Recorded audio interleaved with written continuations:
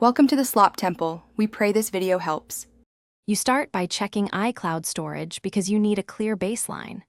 Open Settings, tap your name, then iCloud to see used versus total space. This shows whether backups or photos dominate usage.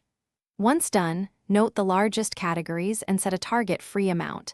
10% or a concrete 5 GB works well, so you know when to stop. Make sure to confirm which devices are backing up to iCloud to avoid accidental data gaps before you delete anything.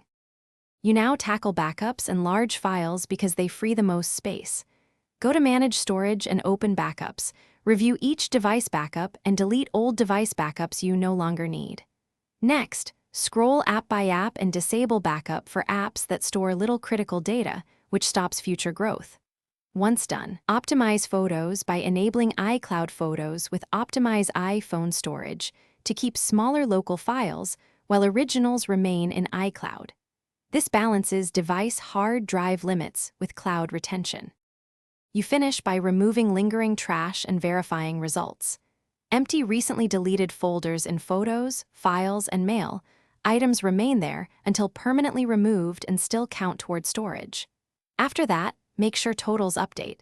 If they don't, sign out of iCloud and sign back in or restart your device to refresh sync. If you still need space quickly, consider a short-term plan upgrade or download archives of important data before deleting. This prevents accidental loss. Thanks for watching. Consider subscribing if we helped you.